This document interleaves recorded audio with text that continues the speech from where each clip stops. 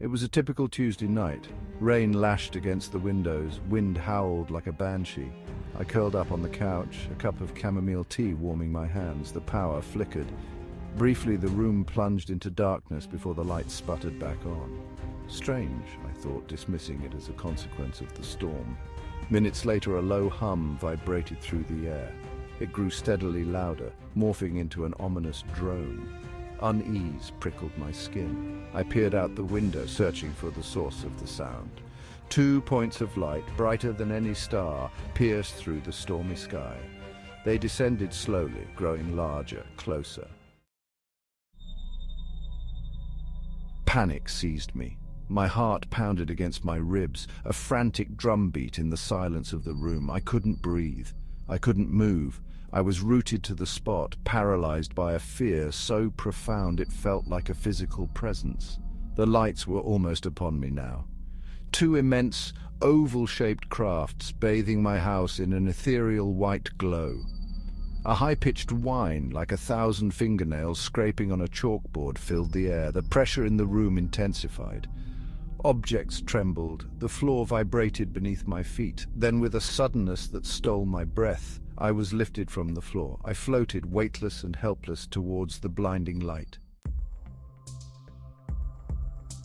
The light engulfed me, erasing all else. Then, just as abruptly, it was gone. I was lying on a cold, metallic surface. The air was heavy, stale, and filled with a low hum that vibrated in my bones. Looking around, I found myself in a circular room bathed in a soft blue light. Shadowy figures moved around me, tall and slender, with elongated limbs and large black eyes that seemed to see right through me. Terror, raw and primal, surged through me. I tried to scream, but no sound escaped my lips. I tried to move, to fight back, but my body refused to obey. I was a prisoner in my own body, trapped, helpless, at the mercy of these creatures. Section 4, the examination. They surrounded me, their large black eyes studying me with an unsettling intensity. One of them leaned closer, its face inches from mine. It was hairless, its skin smooth and grey like polished stone. Its mouth opened, revealing a slit-like orifice lined with needle-sharp teeth.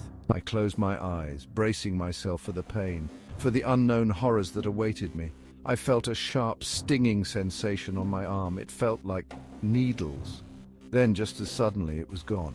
The creatures continued to move around me, their movements fluid and silent. They were studying me, probing me, but for what purpose? Were they experimenting on me, harvesting my organs? The possibilities, each more terrifying than the last, swirled in my mind. Then everything went black. I woke up in my bed, heart pounding, drenched in a cold sweat. The sun streamed through my window, painting the room in a warm, comforting glow. It was morning. Had it all been a dream? A hallucination brought on by stress and too much chamomile tea? I looked down at my arm, half expecting to see puncture marks, but there was nothing, not a scratch, just smooth, unmarked skin. Had it been real, or was it just a product of my imagination? The doubt lingered, a shadow in the back of my mind. I couldn't shake the feeling that something had happened, something extraordinary. And the fear, the primal terror of that night, refused to be dismissed as just a bad dream.